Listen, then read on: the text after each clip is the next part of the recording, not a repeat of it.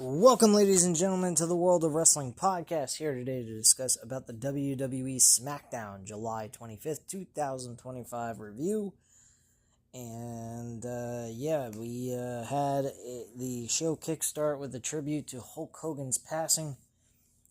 Went over highlights of his career and his life, excluding the negativity that he brought upon himself with his mouth and his actions. Still at the end of the day, I hope his soul is resting in peace with God and that he did change his ways, as I've mentioned in the previous video, discussing about Hulk Hogan's passing. I have recently, have been able to get over it, thankfully. It was a bit rough. It was more of like a connection with how my dad passed away, because they were from the same time frame. So, yeah, it was kind of a sting to me, as well as losing Ozzy Osbourne.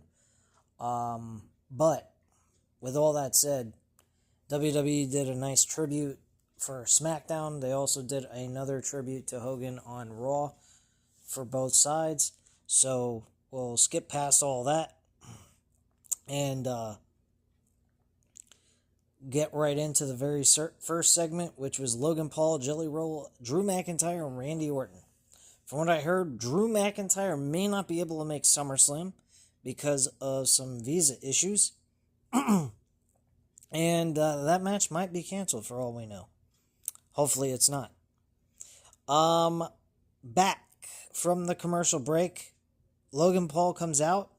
Fans are booing him as he says it's good to be home. He says, "You were just chanting, 'Thank you, Logan.'" No, dumbass, they were saying, "Thank you, Hogan." He says, "This city raised him, but it did not make him. He made the city." Logan says he and they have nothing in common because he made it out and they didn't. Okay. Logan says tonight is not about him, it's about the community. He says he is giving back because they will see a special edition of Impulsive TV live. He says that he will show the Kentucky Fried convict what a real star looks like. As he is talking, out comes Jelly Roll to the ring.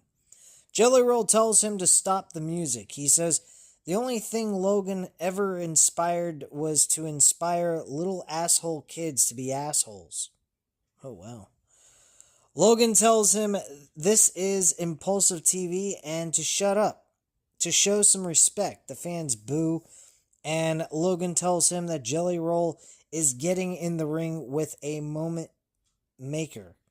Logan Paul and a giant like Drew McIntyre. While Orton gets to tag in Jelly Roll, he asks Jelly Roll who he thinks he is. Roll tells him that he is the guy who will put him in a body bag. He tells Logan that he never had to struggle in his life. He had been a silver spoon kid his whole life.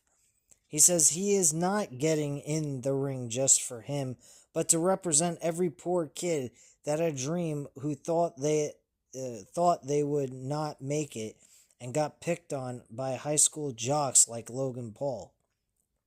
He tells Logan that he is getting in the ring to bring light to the ring. He is there because he has been a WWE fan his entire life. The WWE represented him, and the WWE represented every single one of the people, the fans. He tells Logan that they both know that Logan is a soft as Charmin, and he knows that Logan is a punk-ass bitch.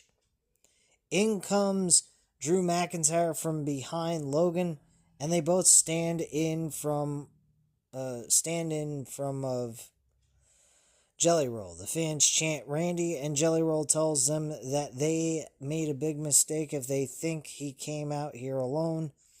And he begins to sing, "I hear voices in my head," and out comes Randy Orton. As Orton is ready to begin to speak, he hits Drew with a microphone, and they both fight to the outside. Drew with a right hand onto Orton, and Drew gets back in the ring. Drew grabs Jelly Roll and he's about to hit him with a right hand, but he stops and looks at Logan Paul.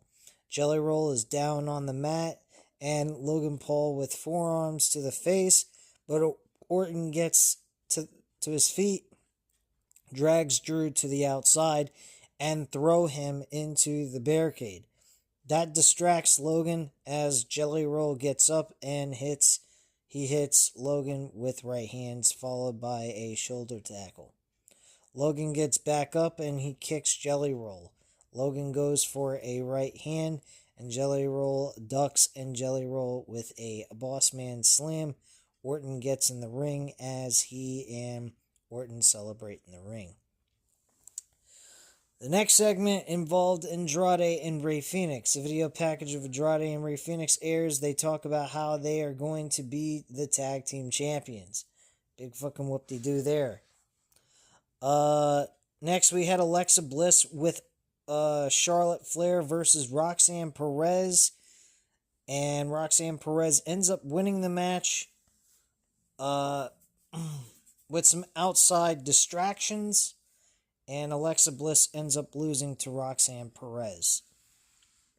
Charlotte Flair, though, despite the fact that there was it cost Alexa Bliss the match, she was there to defend Alexa Bliss, so she didn't do anything deliberate to cost her the match. It just so happened that she got off-kiltered, and on top of it, Alexa Bliss kind of took her eye off the ball. She went ahead, did a Bliss,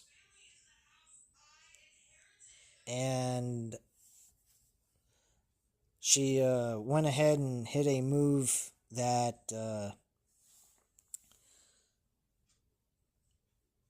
her Twisted Bliss move, and then she ends up going ahead and getting back in the ring to finish the match. Roxanne Perez picks up the victory anyway and gets a leverage pinfall. And that's pretty much it.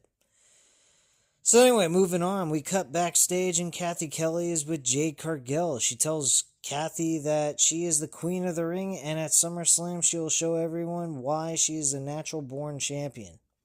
Jade walks away, and in comes Chelsea Green. She tells Alba Fire and Piper Niven to secure the area and get her coffee. They walk away, and Chelsea tells Kathy that she got screwed out of SummerSlam,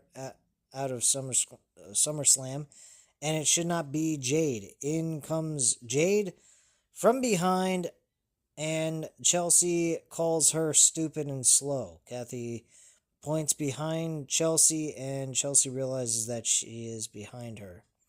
She turns around and tells her hi, but Jade hits her with a right hand. She lifts Chelsea on her shoulders in a fireman's position, and she walks through Gorilla and onto the stage. Chelsea runs away, and Jade throws her into the ring. There's a referee in the ring, and the match begins. Chelsea Green ends up losing to Jade Cargill.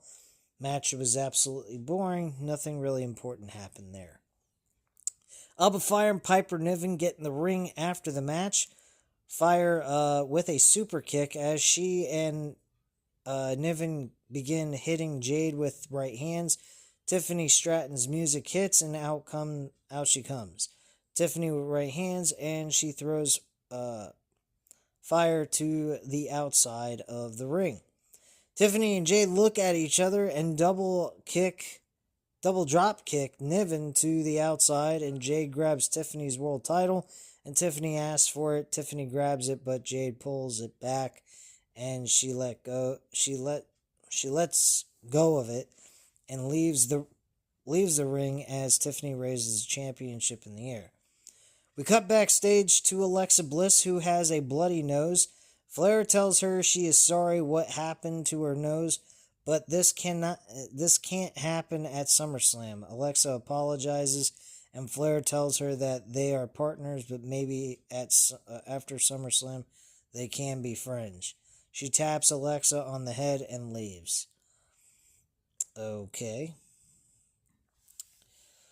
Next, we get a clips of 1984 Madison Square Garden where Hulk Hogan defeated the Iron Sheik to win the world title. Back in the arena, Cody comes out. We see clips of last week's show where there was the contract signing for the WWE Championship at SummerSlam. Cody stands in the ring as the fans chant Cody, and he looks at them. Cody says, yesterday, WWE and pro wrestling lost one of its giants in Hulk Hogan. And feelings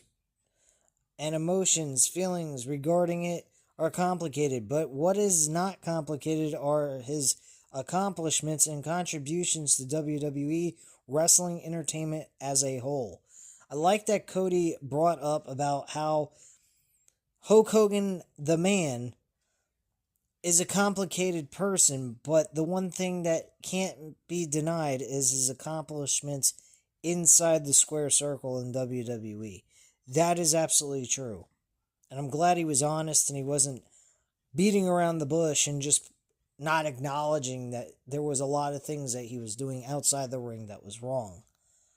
So I'm glad he pointed that out.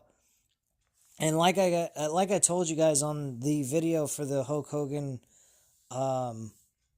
tribute type of thing that I was doing on that last video, I was not saying that people can't be mad about what he did, but to be happy that a human being is dead is terrible. I don't think that anyone should have their life taken from them.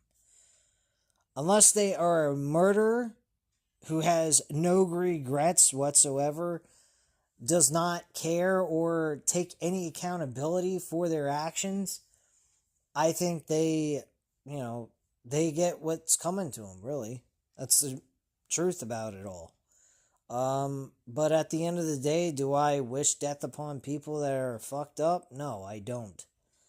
Do I want to deal with someone like that? No, absolutely not. I would not have any association with that person. Hearing what Hulk Hogan did later on in life, what he was doing wrong in his personal life, what other wrestlers said about him, I just said to myself, this is not a guy I would want to meet or deal with. He's not really what he portrays on television, unfortunately. And it, like I said in that video about Hulk Hogan's passing, it disappointed me. Was I mad? Yeah, I was mad. I was mad that this man who portrayed such a amazing character that he should have represented in real life, he didn't do that. It was all just a gimmick to him. It wasn't to him the real thing. His way of doing things was just do whatever it takes to get where you want to go. And I think that's terrible. The character he portrayed was the Hulk Hogan that he should have been. The Terry Bollea he should have been. A guy that didn't look for shortcuts, fought his heart out, and did things the American way. The American way is about working hard and not looking for shortcuts and being real and honest, not being a phony, baloney bullshit artist. And unfortunately, most of his life, that's what he was. Based on everyone's stories that align to each other all the time. If you look at other people's interviews and everything else, there's a lot of people that had issues with Hulk Hogan. So, unfortunately, he had a bad reputation with other people from person to person. So, it's rough to have to say that a guy that you looked up to as a so-called role model turned out to be such a shithead. And hopefully he didn't end up dying as a shithead and he turned his life around and realized what he was being was a total dick. And I think he did because of the fact that he had a relationship with God. And if he didn't have a relationship with God or he died as a dick, then he ain't with God, I'll tell you that. And he ain't resting peacefully. He's resting in, like, burning in flames. Anyway, let's move on with this review. So they are staggering and indisputable. As someone who gets to stand in the ring and say he is a WWE superstar, he was the original. He wants to take a moment to say thank you, Hulk Hogan. Rhodes says there are street fights, and then there is what is going to happen at SummerSlam. We are not talking about virtue, victory. We are talking about violence, because that is what virtue demands. Sometimes doing the right thing doesn't mean doing the right thing. He says the tricky thing is that he does not want to wrestle this John Cena. He does not want to fight a guy who didn't even want the match in the first place. He doesn't want to fight the guy who is counting the days until he's out of the door. He wants to fight the real John Cena, because if he is going to stand there and own it, he has to know that he can go through the best, and the title that Cena has is the biggest in the business. He says if this is Cena's last SummerSlam, he wants him to come out like it is his first. To come out talking to Stu with the title properly on him. They'll have the hustle and the loyalty, but they can beat the respect out of each other. The fans chant, Cody, Cody Rhodes, Cody, Cody Rhodes. He stands on the second rope and poses for the crowd. He tells them that the reason for wanting that fight against the real John Cena is because he needs to know that this story that they have all been part of is not just fantasy, not just a legacy. He needs to know that it meant something, that it was real, and the only person who has the answer to that question is John Cena. He tells Cena that he will see him next week. He drops the microphone and his music plays. And then we cut back and Jacob Fatu cuts a promo. He says he loves Solo, but he made him like this. He tried to get him framed to send him to jail when he told everyone that he is never going back. Last week, Adam Pearce made the steel cage match, but he does not mind that. Because at the end of the day, he's going to dog walk his ass. And in comes Miz, who tells him they have unfinished business. He said he went toe-to-toe with legends, outlasted monsters, beat icons.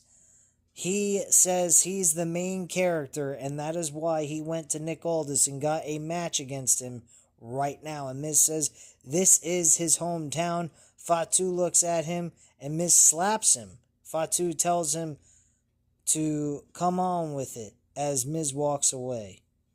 We then get the match between Jacob Fatu and The Miz. The match doesn't really... I don't believe the match end. Yeah, he does get the victory. Fatu gets back in the ring. Miz runs towards him, but Fatu with a pop-up Samoan drop goes for the cover and gets the pinfall, and that's the match. So Jacob Fatu ends up winning the match. Then Solo Sikoa and the rest of his group get in the ring and begin to hitting Fatu with right hands. Jimmy comes out and he runs to the ring with a chair, takes Solo, Tamatonga, and JC Mateo out.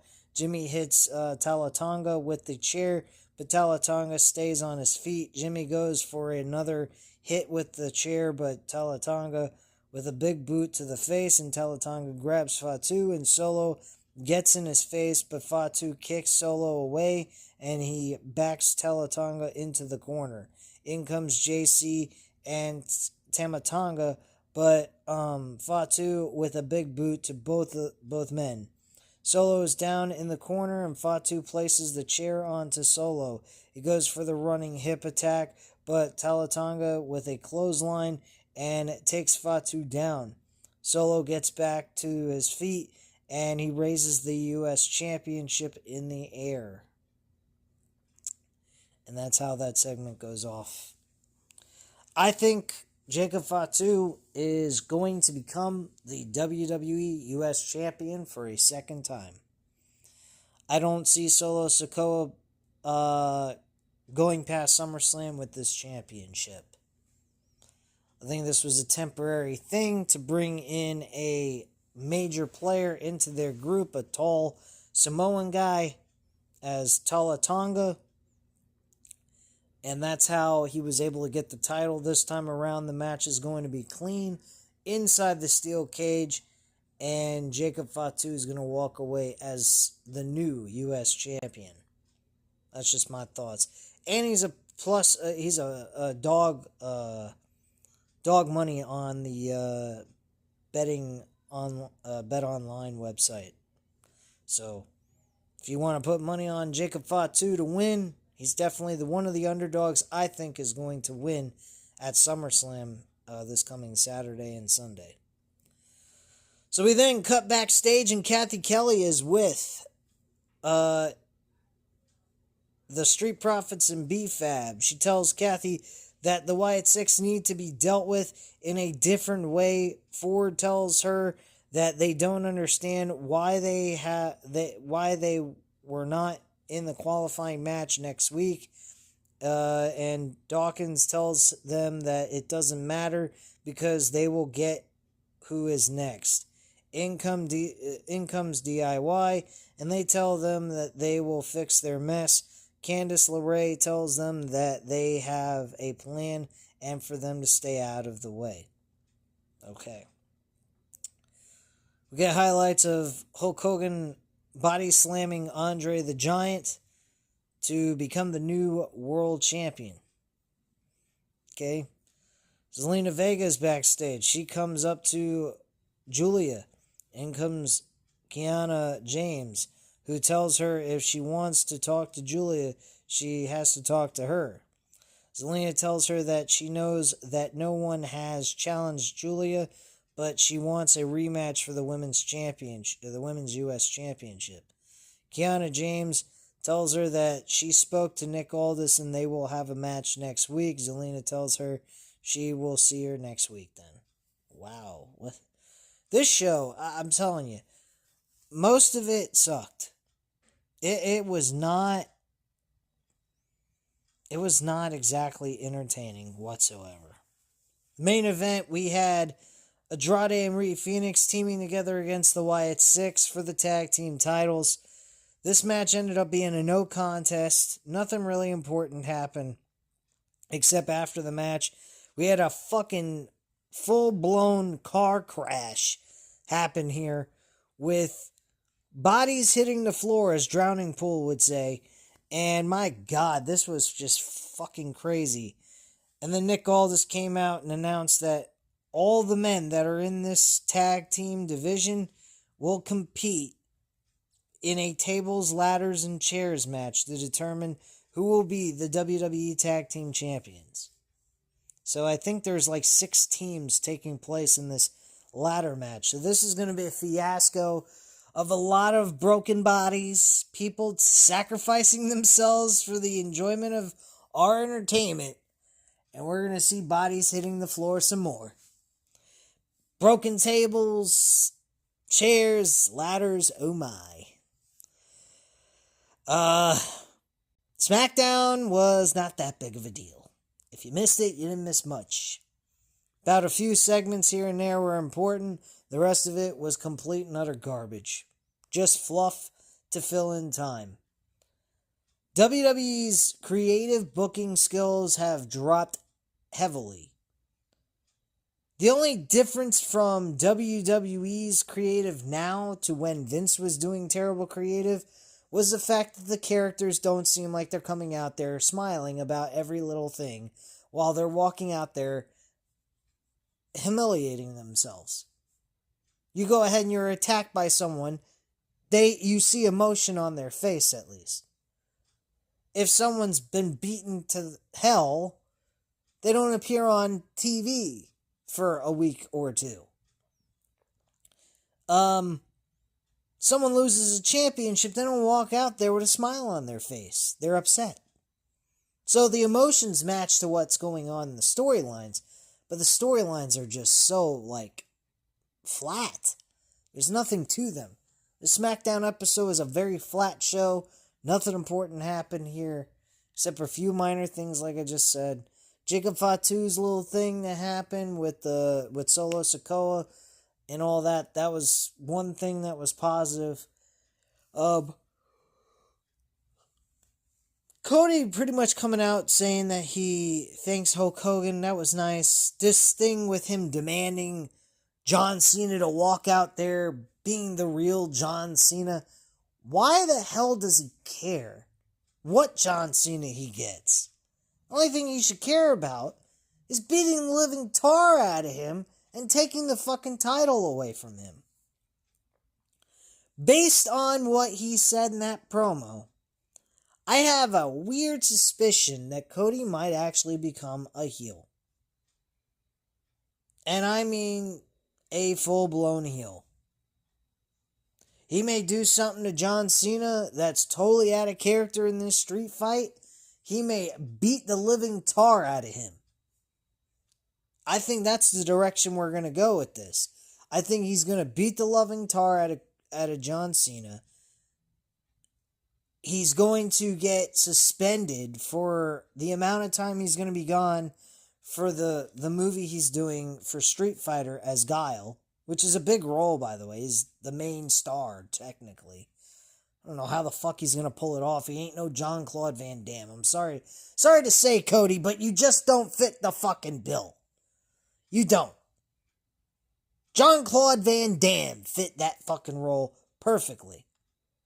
All you had to do is dye his fucking hair, spike his hair up a little bit, and there you go. You got Jean-Claude Van Damme as fucking Street Fighter Guile. I think that the Street Fighter movie that we got back in the 90s was fair. It was okay. But, you know, the acting in that movie was absolutely dreadful. The action sequences were fucking awesome. I enjoyed the action in it.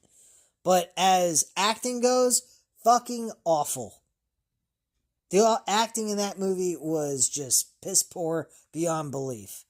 I am not wasting my time to go see Street Fighter with Cody Rhodes as the main fucking character. I'm sorry, but I don't think Cody Rhodes fits the role of an actor.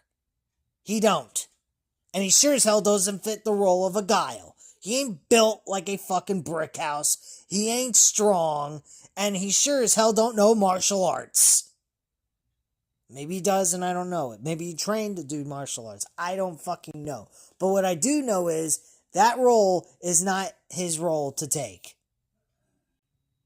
Play a drama role, a true acting film. This is not going to work, and people are not going to buy in to Cody being Guile. For God's sakes. Holy shit. Anyway, at this time, you know what to do. Hit the like button if you enjoyed the video. Hit the subscribe button if you're not already subscribed to the channel. And leave a comment down below. I'll definitely get back to you on that. Thank you guys very much for watching, and have a great night, guys. Bye.